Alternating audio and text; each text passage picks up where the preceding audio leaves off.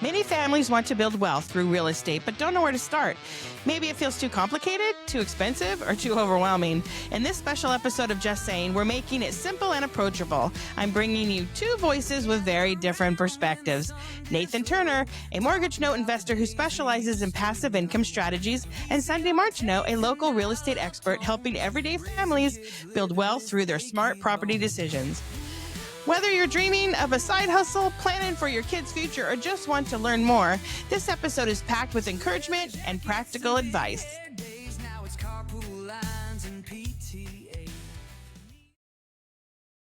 Hey friends, today we're going to be discussing building generational wealth through home ownership. We'll be talking about realistic, approachable strategies, not scary, high-pressured investing. And today I'd like to introduce my guest. His name is Nathan Turner. He is a mortgage note investor. Did I say that right? Yeah, that's right.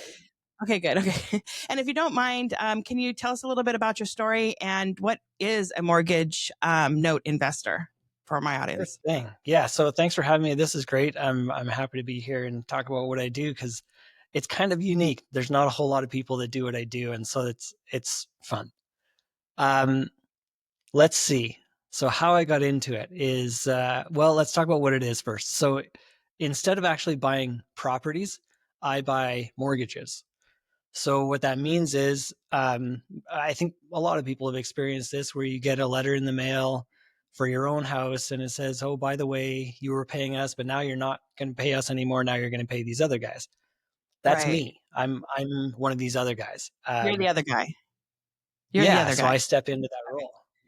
So do people? So then I'm buying that mortgage. So I don't actually own the house. You do. You're just making payments. So I have a question. Okay, so I'm going to be probably interrupting because it's very interesting, especially for some people who maybe have a business, that they've created. They're entrepreneurs, and not a lot of lenders will take a chance on somebody without proven income.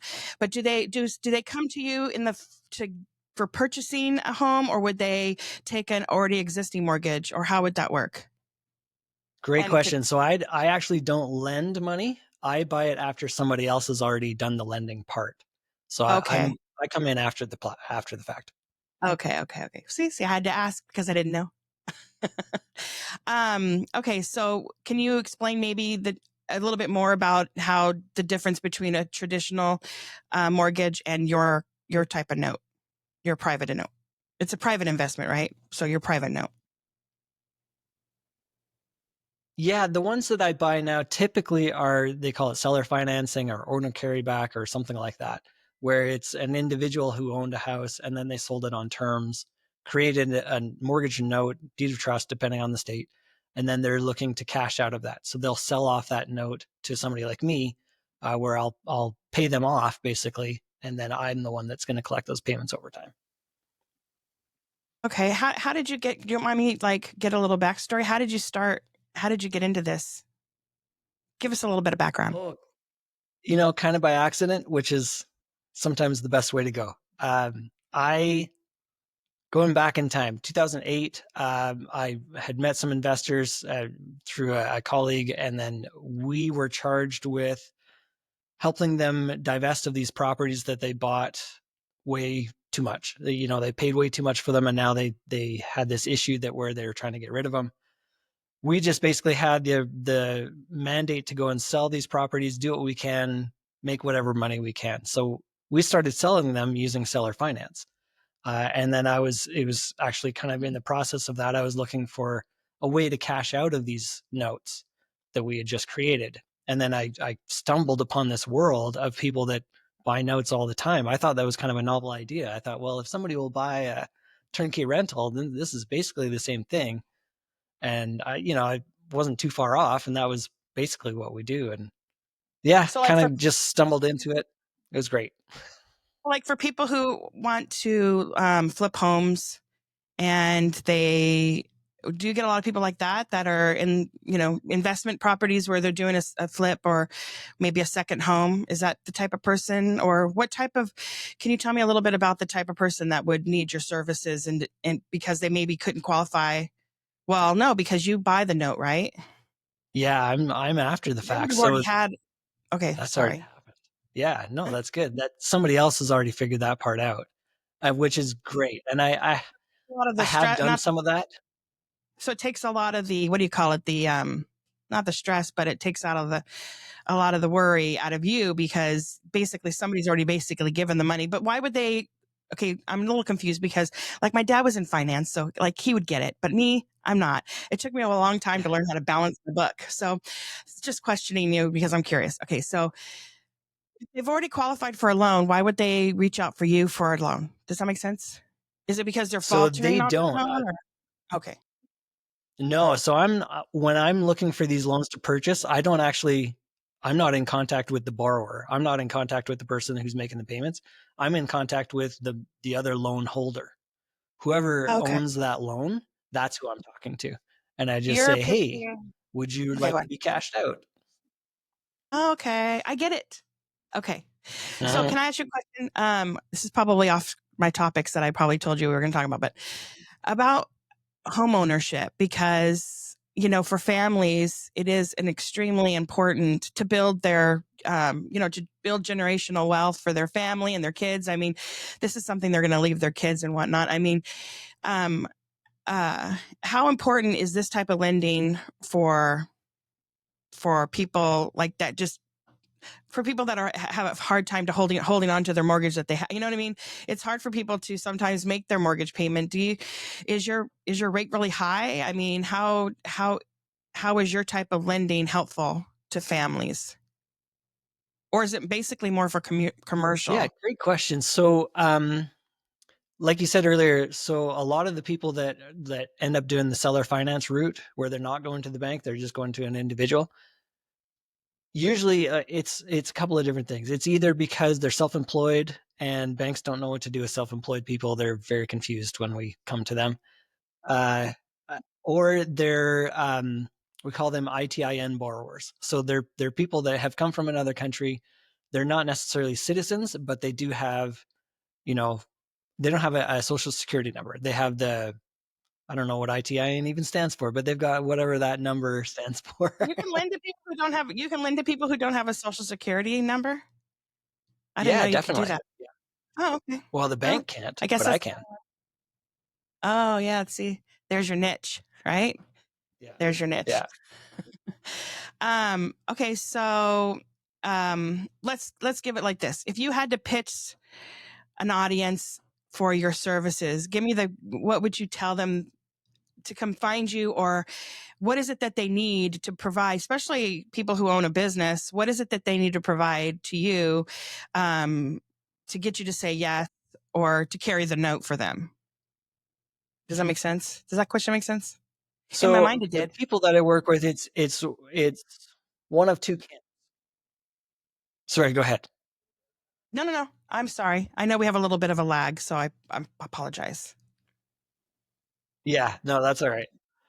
Go ahead. Um, yeah, the people I work with, it's one of two camps. It's either the people who have a loan that they're carrying, like somebody has already gone through the process. They've created a note because they've sold a house on terms, and now they've carried back a note, and they want to cash out of it.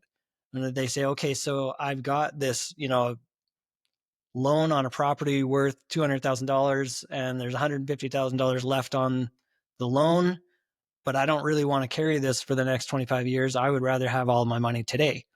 So then they'll come to somebody like me and I say, great, I'll give you whatever it is, $125,000 for that $150,000 balance. And they're like, yeah, that sounds great because I have money today instead of money over the next 25 years. Perfect. So that's one side. The other side is I work with investors who are looking for some kind of passive investment, something where they can park their money and they don't have to think about it, have their money work for them. That's the other side. And then they can put money into my fund, and then I can go out and buy more of these mortgages and manage them, handle them, deal with them.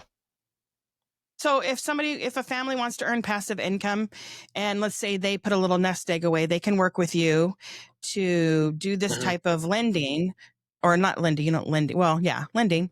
And then you can help a family invest in a second home, or flipping properties, and of that nature, right? I mean, this would be a passive income, not just for the rich, the richest investor, but maybe somebody who's put some money away. This is the kind of thing they want to, and they don't want to invest in gold or put their money in Charles Schwab. They want to do something different, maybe a hands-on approach, because they feel like they can. I mean, everybody feels like they can flip a house. I mean, you watch those programs and you totally think that you can totally do it, but it's not as easy as it sounds. I'm sure, right? But people think that they can do it, so they would maybe go to you, get the money, and then they're off to the races. Do you let's just say they want a construction? Do you do something behind the initial purchase so that they can get money out for repairs, or is that not something you do? I mean, is that a silly It's question? not. It's an interesting thing because as much as so I am a lender, but I actually don't lend any money. I Oh, that's step true. into I the guess that role of an existing loan. So at any time, and I have that from time to time, somebody comes and says, well, I've got this project. Would you lend against this? I could, and I may do that sometime in the future, but for now, I'm just stepping into the role as lender. Somebody that's not a else has risk you already want gone to take. through that whole process. It's not a risk you want to take, is basically what you're saying.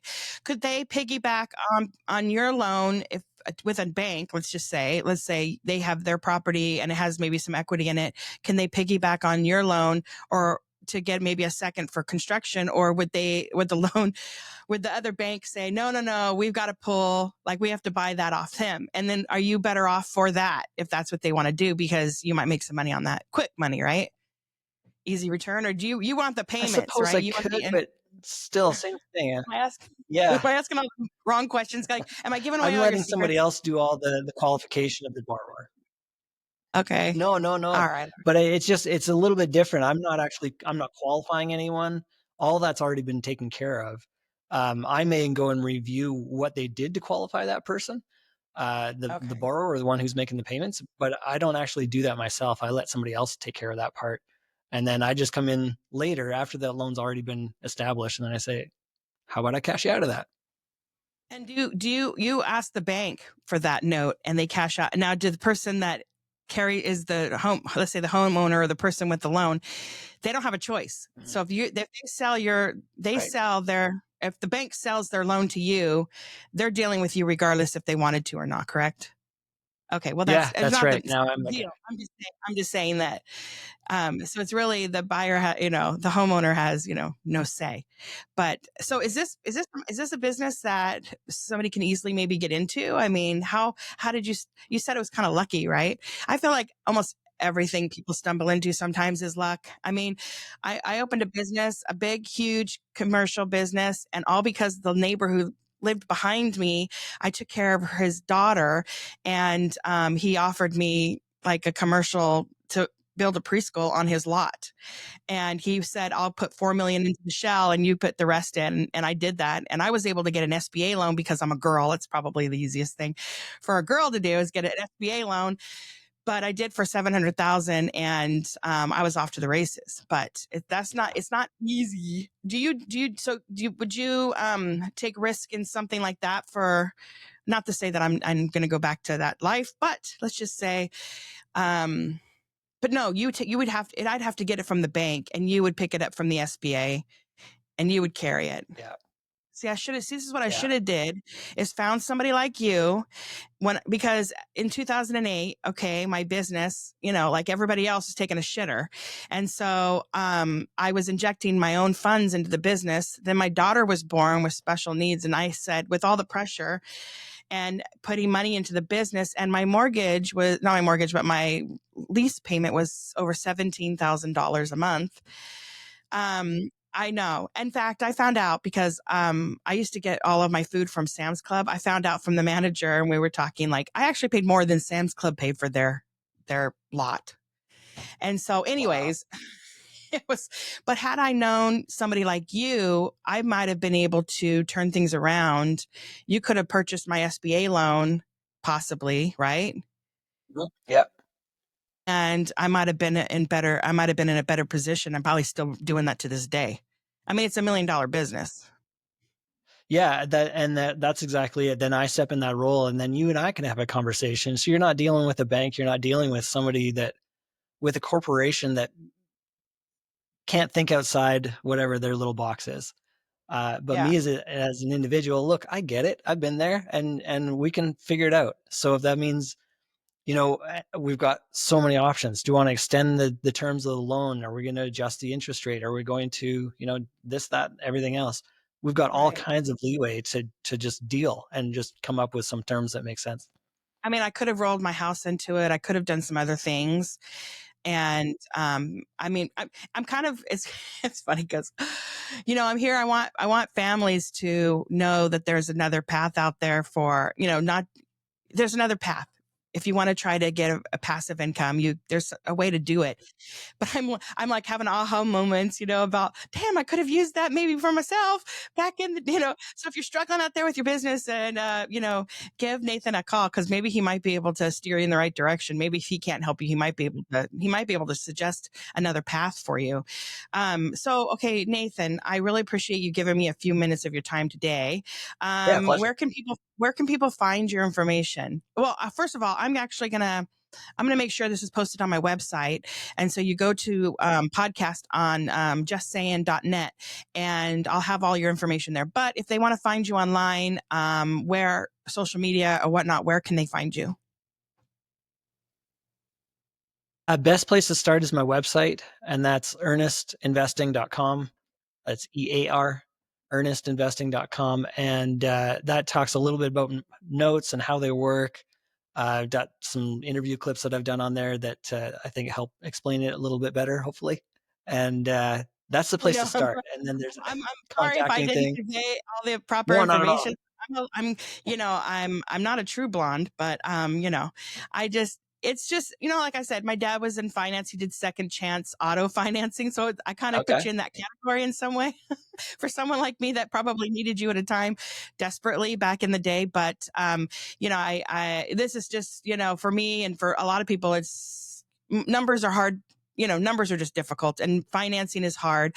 Purchasing a home is a big investment for your family, but for generational wealth, I'm going to be able to pass my home down to my kids when I'm gone, and that's that's probably all I can leave them. Sorry, but hopefully it'll be paid off, and they'll have a huge nest egg for themselves. And so, one of the things we're going to have on next is Sundee, and she's going to talk about the real estate portion of this, and what happens is you'll get a traditional loan for your home through when you buy a home with Sundee, and then you could turn around and Nathan can buy your loan. if you're having issues, have him come in and save the day. Or if you want to get into a passive income where you're possibly wanting to flip homes, go get yourself a loan, and then if you get into high water, Nathan will come in and save the day. Right? Yeah, Did I get it right? absolutely. Give me a call. We'll chat. Awesome. Nathan, I appreciate you coming. Well, thanks for being online with me. And I hope everybody reaches out to Nathan if you have need for his services. And I appreciate you coming today. Thank you so much. All right. Bye-bye.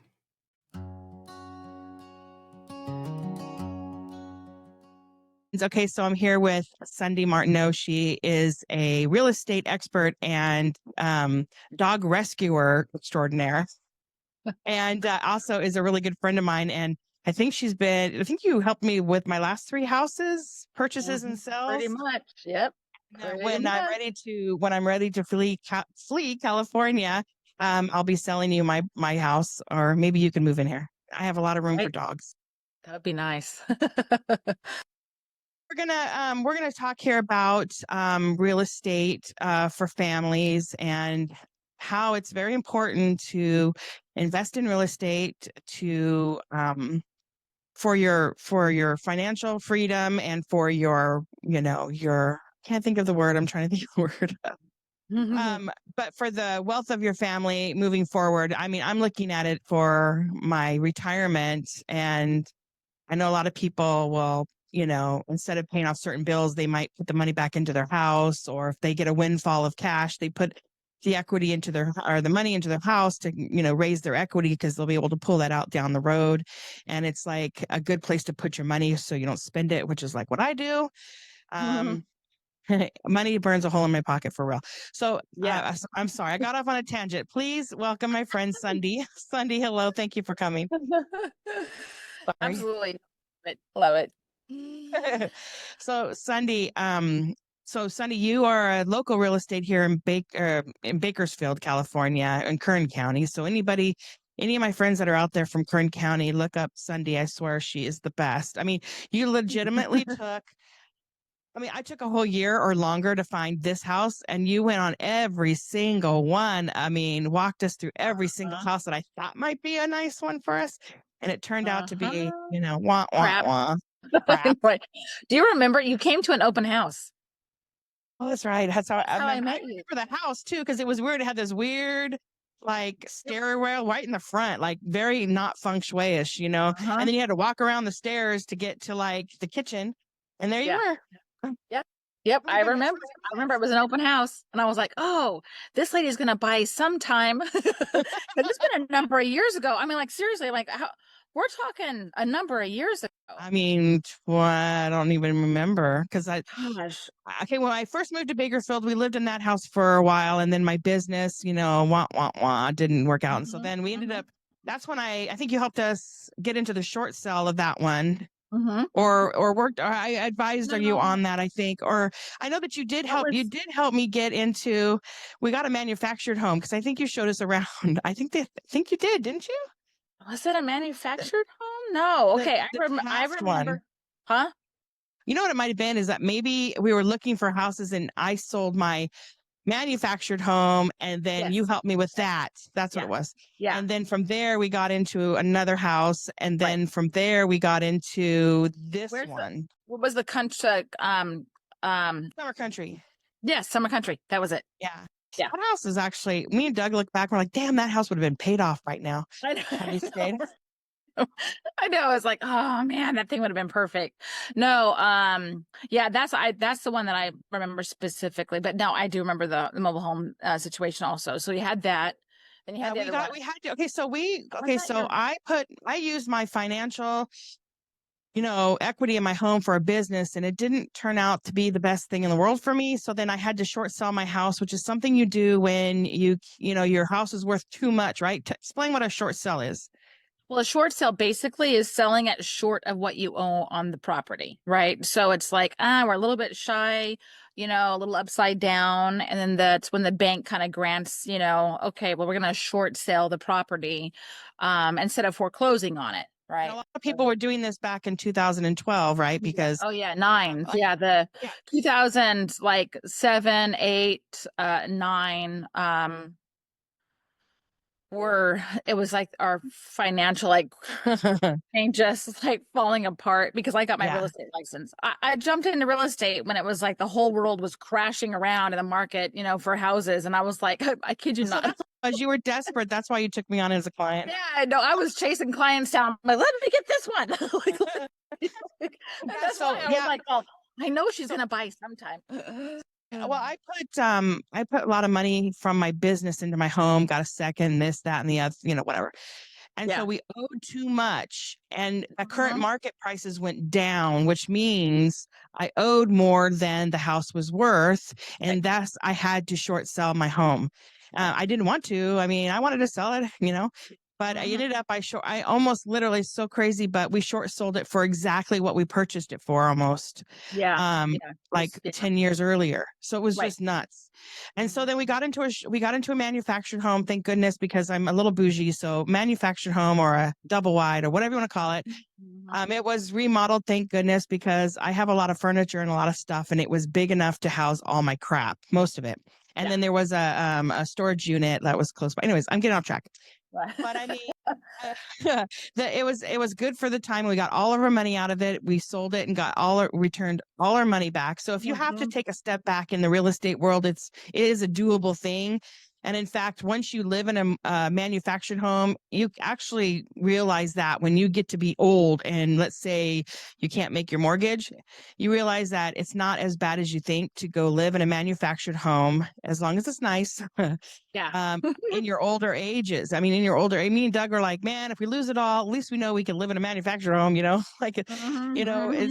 not as terrible, as you think. But let me get back on tap. Let's start from the very beginning. So for families just getting started, a lot of people, even my sister, she has never purchased a home, and she's like 4 years older than me.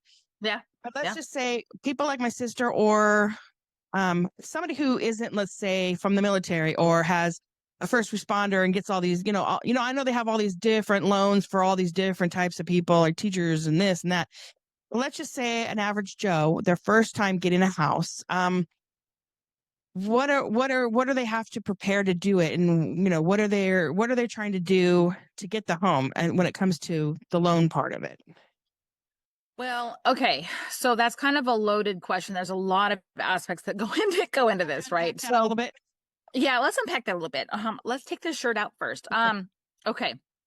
So I'm going to say some things that, at the beginning when I got into real estate, it was like, oh, you need to own your home. It made sense, a lot more sense, I should say, back in those times, right? Prices were like crazy low. Okay. Interest rates were around the fives and sixes, like, whatever, but the prices had dropped so much that people, investors, like, and I kick myself for not buying more homes at the time because all these foreclosures were going on. And the way that the bank goes, like we're talking about earlier about the short sale foreclosure process or whatever, the bank just wants to get back what they have, as far as the note kind of thing goes, right? So if they can make more money on it by putting in the on the market, of course they're going to do the same thing. But what happens is, when you get a good deal on a house, that makes all the difference. And so yeah, back in those times, absolutely get out there and and buy. And what you need to have, the top three things that you would need is, you want to have a good credit score. Unfortunately, that's our adult report card, is that I call it. And which is actually a crock of crap. In Yeah. my opinion, it's a crock of crap. And I hate that we're even, that's how we're judged because, you can work your butt off to build that darn score up. And it takes one missed payment or late payment or, like one, okay, I kind of faltered a little bit. And now you're wiped out. I mean, you can And fall then you from. have to write an essay. You have to write an essay to the underwriter about why the dog ate your homework. And Right. also, Right. is there, okay, so let's just say you faltered. Let's just back up before you get to the point two, but let's just say you have bad credit due to medical payments you're trying to make payments, but you're still not hitting them all the time. Do they look bad on those when it Mhm. comes to real estate? They do. Okay. Yeah. So, because banks always want to find a way to go, oh, I'm so sorry. We have to charge you a little bit more for that interest rate. Mm, Okay. So, you've got your prime rate. Okay. And then you're kind of falling there somewhere depending on what that lovely credit score is, and stuff like that. So, and then also your debt to income ratio. Well, how much do you owe? Oh, man. Okay. That could bump you out. Right. And then, do you have a current job? How long have you been there? And that kind of stuff. So it's always been like you need to have your credit score, your, a job, and then how your long? debt. Okay, so back up for a second. So Mhm. in your job, how long? I think I know the answer, but I'm gonna ask you, how long in your job will basically, you don't have to give me because I know you're not the lender, but basically what a lender want you to be in your job or your field of work to be considered. Months. Okay. Yeah. 6 months. Yeah. How long is it? 6 months. 6 months. Yeah. Okay. Yeah.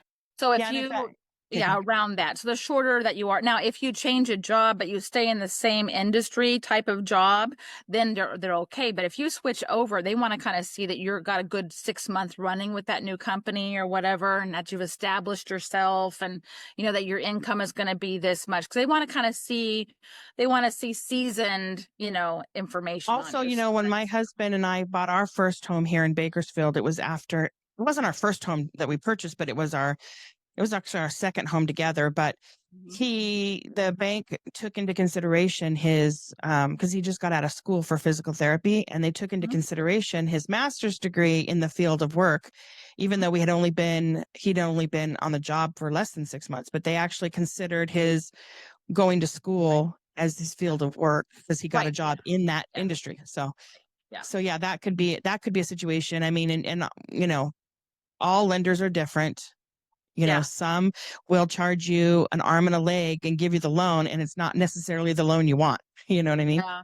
So, I think too that that is an important part of being a buyer because, I know that most people come in, they don't have a lender.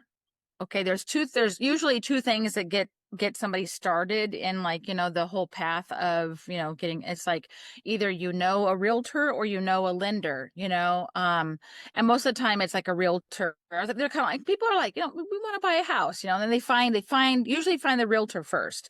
And then the realtor goes, okay, do you have a lender yet? They're like, no, I didn't even think about that. Okay, let's make sure you qualify for the loan first, and then we'll go look at houses, because if we go out shopping and then you don't get the loan, then we've kind of, broken your heart.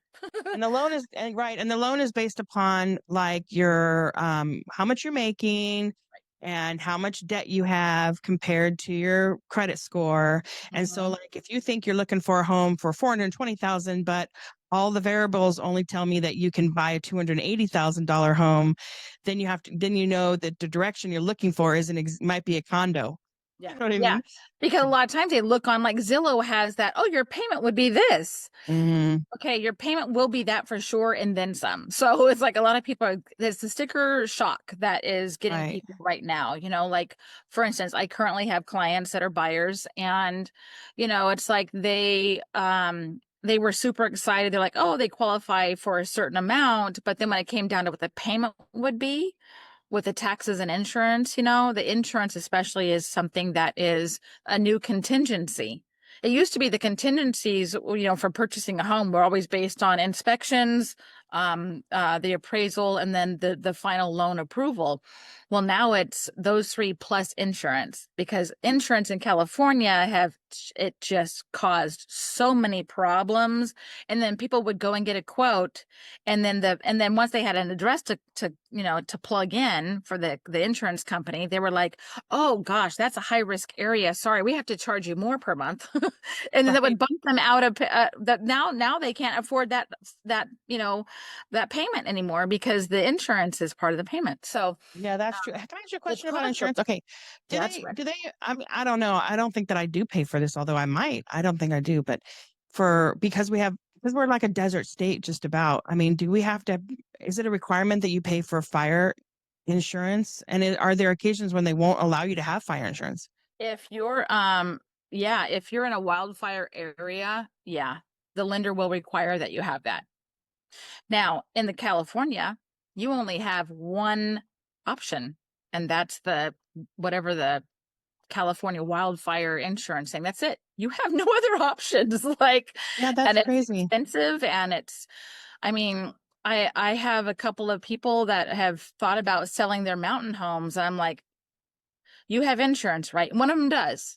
Good. We need to make sure that insurance, policy and everything else stays with the house, and that the new buyer comes in and just takes that over, right? I mean, because we can't lose footing on that one. Then I have another one that she paid cash, and so she doesn't have, a mortgage on the property, so she doesn't have, she doesn't have the wildfire insurance. Yikes. I'm like, I mean, I know. What about all these families that had like they all lost their homes in the fires in LA? I mean, they're not even rebuilding right now. And this city is always like, oh yeah, we're going to make it easy for everybody to rebuild, but like nothing's being rebuilt at all. And if there were certain people out there, they would have already had it built by now. You're like, hello, like, yes. I mean, entrepreneurs are like, go, go, go. I'm going to do. And it just seems like California is like, I don't know how true it is, but the latest, headlines that I've seen is that they're, well, I mean, we want to help you guys, but we're going to take some of that land and put low income. It has to have a percentage of low income. So they just did the whole smart in thing.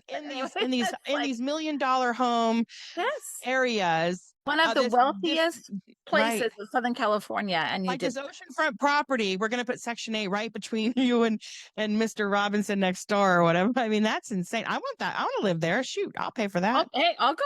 I want to live on the water. Heck. I'll go low income. I don't care. Yeah. I mean, seriously, it's like, it's like if they have access to that, why not? Why?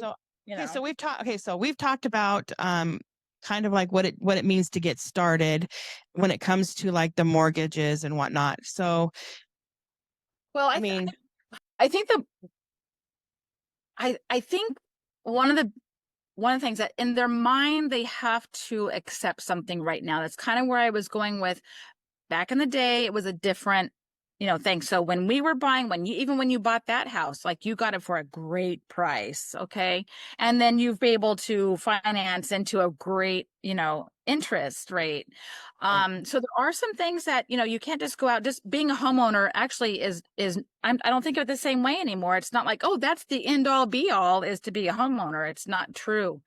I see a lot of people go, this is harder than I thought it was going to be. Yeah, I mean, the thing is though, I have to disagree. I mean, it's so funny. Be mad at me. I still love It's you. okay. No. I know it is almost like, and I do agree that it is almost like pulling teeth to even get it to happen. But if you're not looking in the future to put your money into real estate, Mhm. I feel as though it's going to be a detriment to your family in the long run. My sister had a home. I love my sister, love you. But if she had a home, I mean, she'd be in a lot better place right now if she had put herself into a home. And I know it's different because, like, had she done it a long time ago, but I still feel as though for your aging body and your real estate, or excuse me, when you retire, it is much Mhm. better to have the equity in the house than to not. But the thing is, I feel like all the Gen Zers and the people that are still living in their mom and dad's basement feel like it's not easy to get a house. It's not like it used to be. And Yeah, actually, that it's is so not. true. Like, as what you're saying, it's not like it used to be. Right. And I It's don't just not. understand. Yeah, I don't understand. Maybe the government will see that and maybe they'll turn things around a little bit and see if they can right the ship, because it just seems like you want more people buying homes, not less people buying homes. You want more people building homes, not less buildings, contractors buildings of homes. Because not only do you need a home, I feel like for your retirement purposes and all that, but I feel like there's another avenue to make money for families, and that's investment properties. So let's just say you have a home, okay?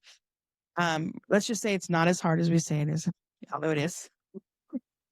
But let's say you have a home, and let's say me and my husband, we want to go get an investment property. Now, my last guest, Nathan, he carries the notes for investment properties, and there are different type of lenders out there, or not lenders, but people that'll carry the note.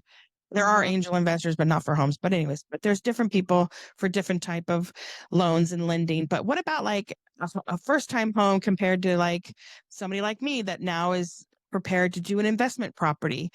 Even though, I mean, a lot of people that I'm going to buy a home and flip it and remodel it, and then they don't know what the heck they're doing. You got to kind of It know a little happens bit a lot. about it, but It right? happens a lot. I know someone who purchased an investment property 3 years ago, maybe 4 years ago, and still have not done anything with it. And all they're doing is making payments. It happens a lot. Again, that's what I mean. You have to be prepared if you're going to buy property, because unfortunately, in the state of California, there are things now in place that the property taxes are always going to go up.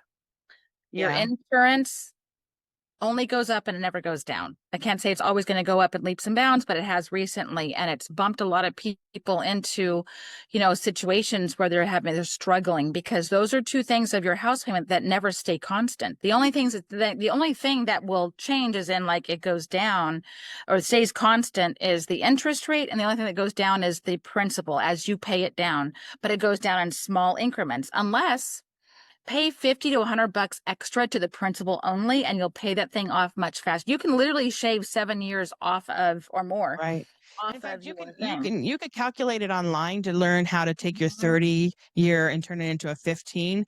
I Mhm. think with us, it's like if we paid at least 1,000 extra each month, it would turn it into 15 year. I know we try to pay like $300 or $400 extra Mhm. every month, because although I mean, I have to say lately it's been few and far between I've made those extra payments, but Yeah. yeah, and there's a Well, I think section on it, your mortgage thing and you put principal, make sure that it's going to your principal and not yeah. anything else. Right. Yeah. It has to go straight to the principal. And why I say 50 to 100 bucks, because people can do that a lot easier, because right now, like, I don't know about you, but my house payment is $1,500 a month. Yeah. There's no such thing as a $1,500 a month payment out there I at know. all. The Oh, I the know. average now is $2,200 to $2,400 a month. And So I have a client right now. They're like, we thought that buying a house would be less than our apartment, and it's not. So they pay $2,500 a month, and their house payment is literally almost $2,500 a month. And they're kind of in shock, because the interest rate is up higher, and they're like, okay. So Yeah, I said, "Don't sweat it they're too much." working towards their future. That's the thing. I mean, it is an investment, and we are hopefully Yeah. will come to a point where, they freaking lower their interest rates. I mean, it seems like it's on the cusp and that they're about to do it, but then Mm-hmm. you never know. Mm-hmm. But Yeah. yeah, because our mortgage payment is just under 2,000, or no, it's Yeah. right at 2,000, Yeah. and And you're in I a mean that's very high-end home I because you know, bought at the right time. You've got the right. good interest rate, so it's like one of those I things think I where have like really this 400,000 in huge. equity. Yeah, I know. Something crazy. I've got like 230, and I I mean, bought this in but this is what I'm 2017. telling you. What I'm telling Yes, you. Look, see what I'm yes, saying? yes. There is your retirement. Although I'll put myself into a house that's maybe not as grandiose, so like this one. Mhm. My mother-in-law would call me very bougie because this. I know, right? Mine's not bougie, but I bought it in a great neighborhood at the right time. And then I also took advantage of because my rate was I guess it was the 3.8 when I bought it, and then I refinanced at 2.8. So, Yeah, I'm and just then at three. house. I think we're at 3.7 or something. Yeah, yeah. And I'll But never sell this now. This is the we best actually or the best refinanced. thing. We refinanced. We thought we were getting a good rate, and then just after we refinanced, it went down again. I was It like, went down again. Yeah, I know. crap, do we do it? Do we do it? And I'm like, no, because it's going to cost us like $6,000 to do it. Why do it? Yeah, I don't want to do it. And I just didn't yeah. do it. And now I wish I would have, because had we, have I, if I run into a situation, God forbid something happens to my husband, who is he is the guy that makes the money, that pays the bills. Mhm. I mean, I can't go find an apartment for $2,000 for me and my children and my dogs. My dogs Yeah, are no. unruly. They are brats. And there's just no way I could even get them in an apartment for Yeah, $2,000, for what I'm paying for my mortgage. It's just, like you said, you can't even get an apartment for $1,500 today. there's no such. Um, You can it's get a a room mortgage. for under 1,000, a room in somebody else's home, or like going for $1,000 just to have a room. Do you see that there are people? Have you run across any yet? I know that I've seen it on the news where some I don't know, millennials or Gen Zers or something, they're sharing their mortgage with other people, like they're two or three buyers for a house. Is that as hard as it sounds, or is that kind of something that's a new idea? And how would that work? Do you know? No, it's actually been around. I mean, because I've had, things where if somebody couldn't qualify for the loan on their own, then they could have like a co-signer. So it's kind of like a co-signer situation, right? And then so they come in, but in that situation though, they're on the The loan. So you have to title. have a difference between loan and title. Oh, Okay. So you can make title however you want. Okay. But the loan part is what's more like, okay, these are the people responsible for making the payment, regardless of what the title says. Okay. But what is that person's on that, so the, I so guess if the you're doing that co-signers, situation, you got to really like the people you're you gotta living like with. those people. Yep. That's the bottom line. You Maybe gotta it's a like them. cousin and situation, sister situation, or something like that. But yeah, you got to really like the individual and the area, because Yeah. if you want to get out, then this isn't just I'm going to leave my apartment. This is you're getting out of a contractual situation, but you can't leave them hanging. So it is a commitment, like a marriage, like. So Mhm. it wouldn't be as easy as it sounds in that respect. But I guess if you're wanting to be a first-time homeowner and the only way you can do it is share your mortgage with another individual that you trust, I Mhm. mean, that is a possibility out there for a lot of people. Can I ask Mhm. you a question? Do you know what house hacking is? House hacking? Yeah, I don't know. I heard that term. I can't remember why I was going to ask you, but okay, let's Hmm. skip that question. Okay, Sundee. House hacking. I don't know. That could mean anything. Okay, so go back to investment properties. What are the key things? What are maybe a few things that you think that somebody like me might be making as a mistake? Um, what what are the common mistakes that investors think that they're going to go and start flipping houses? What are the common mistakes for them? Is it that they don't know how to do the work, or they don't contract out to the right people, or the terms of the loan aren't right? I mean, are those, I mean, do you know of any? Because I mean, if I want to start investing, my husband and I always say, oh, because he's very handy. Like he can do a lot. Yeah. But he's starting to get to where he doesn't want to do anything anymore. Like wah wah wah. Like his eyes are bigger than his arthritis will allow him to do. Mhm. So like in our situation, we'd have to make sure we get good contractors, and I'm sure there's a lot of That's true. contractors out there that don't follow through. Yeah. You've got to know who you're hiring, and it's literally, you got to know, like, if you're just a first timer, like, I'm going to go buy a house and flip it. Yeah, have fun. It's not as easy as it looks, but it can be a lot of fun, and it can be one of those things where you put a little extra money in your pocket and then you build on that. So if it's always been like you buy the small podunk, you get that all figured out and within a budget, and then you make 60,000 on that. So you take that 60,000, you buy the next one up. So it's like, and then when you've done that enough, you don't have to go for hard money loans or any kind of financing whatsoever. You can now be your own bank because now you've got the collateral, and then you can borrow on the homes that you have. Okay. So some of the things they Um, probably, because I watch El Muso. What's his name? Tariq El Muso. Do you remember? Okay, so I watch a lot of TV, but okay, so this guy tells you that he says that like, okay, there's a lot of things you have to consider when you're doing your loan. There's the carrying cost, which is like paying your mortgage. There's the fees that you're going to have when you go to sell the house, because the seller has to pay all these yeah. god daggone fees. Commissions and yep, anything else that comes Right. out. And then there's the labor. And then there's also, with the labor, you have to make sure that your contractor is including, um, you know, all the Permit. everything. Yeah, the Permit. permits, the nails, the wood, the glue, the whole thing, and make sure that he specifies. Because I built a preschool, and I got to see what it takes to build Mhm.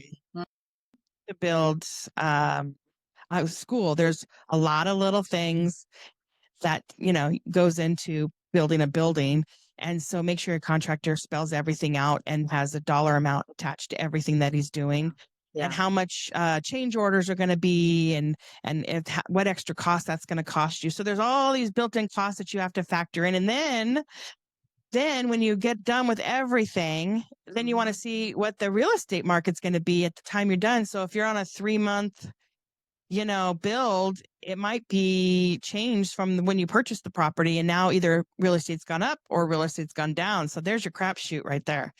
It is. Yeah.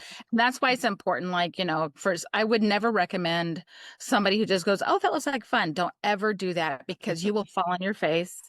Right. And it's just not what it's going to be. Because like you were saying, like you're either going to have the know-how and the time.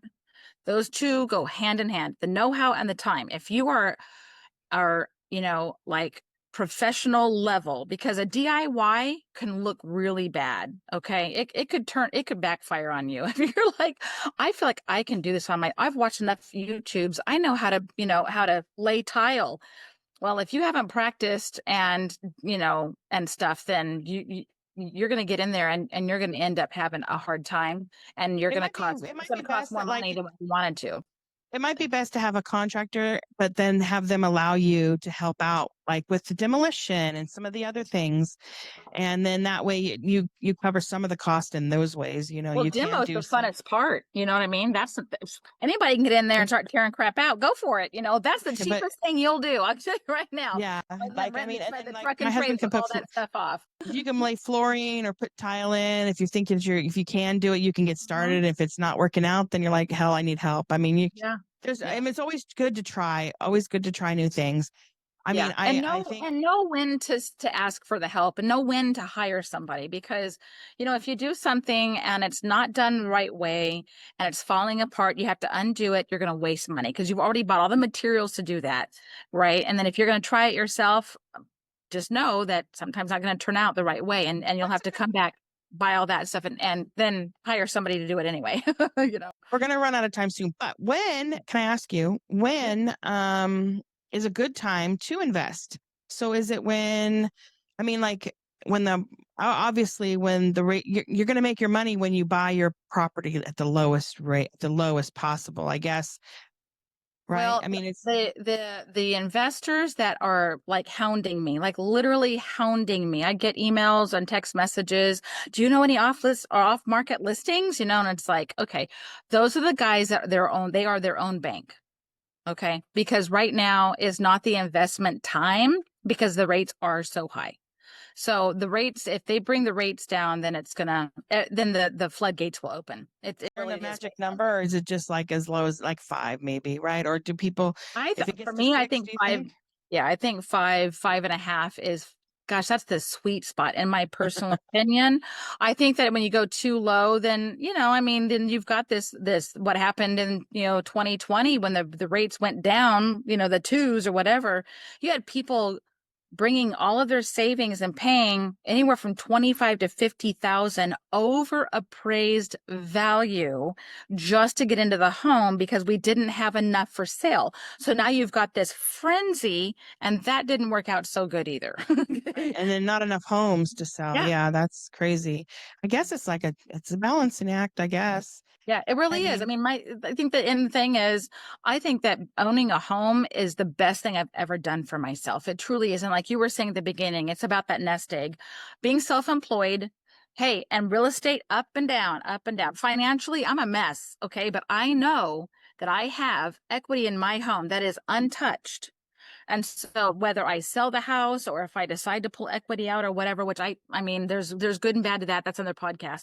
But it's like, I know that I've got that money in my home. And that is, to me, that's better than a bank account. It I really know is. when my husband counts all our eggs, he counts that equity as part of it. And Mhm. he's trying to get to a certain number, and then he's going to go down to the one job because he's got two. Yeah. Yeah. He's like, when I get to that number, Jessica, I'm going to go down to one job. I swear. I'm retiring, I promise. I know. I feel bad that he works so dang hard, and I mean, it is what it is. We have California debt, Doug tells me, and he goes, that's why we need to make California money. That's why we Right. can't move yet, because we're still indebted too far from living high on the hog in California and everything. So Yeah. that Yeah. sucks. I'll take us off on another tangent. We'll go somewhere else with this conversation. That's for another podcast. Right? I swear I should have you on like once a month, and we'll just do girl talk. I would love it. Oh my gosh. There's always room for that. I really appreciate you coming on and giving us your insight on buying a home and what it takes. And I'm sure there's going to be a lot more questions. And hell, if people email me and have questions at Jess Saying at att.net. I don't even know my own email. I'm retarded. But so come to my email, go to my website at justsaying.net and ask some more questions, and maybe I'll have Sundee on and we'll go maybe take this in a different direction. I mean, I just wanted to kind of introduce you to my peeps out there, all 12 of you probably. And I just wanted to start a conversation about what it takes to buy a home. I know it's like real scary. And I know my sister, I think she was getting advice from my dad saying, well, your credit's not good enough, And I'm thinking, dude, you're a school teacher. Like, and this will be your first time buying a home and your credit's not that terrible. She should have done it a long time ago and not listened to little birdies in her ear. Yeah. Yeah. And you know what? And they are trying as far as the interest, I mean, the credit scores. I want to say it's 5 something now. It used to be 620 and they've dropped it even more now. And FHA is making it, even with investors being able to use FHA.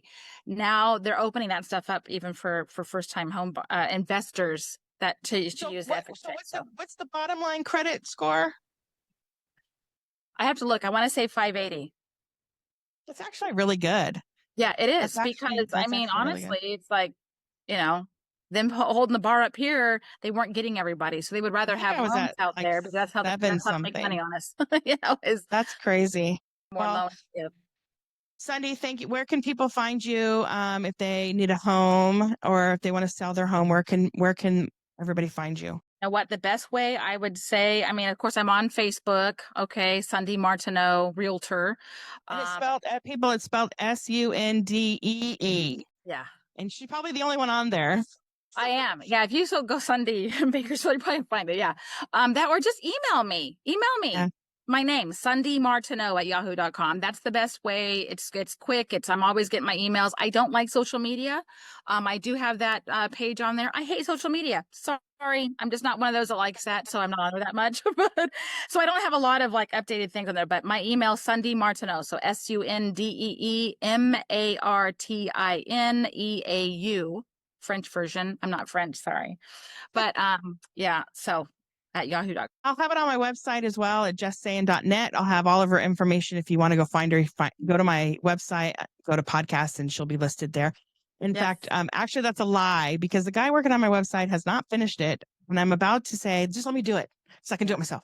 Yeah. So hopefully my website's up. If not, then just hold tight. It'll be there. Yeah. We're working on it. But anyways, Sundee, thank you so much. I appreciate you coming out.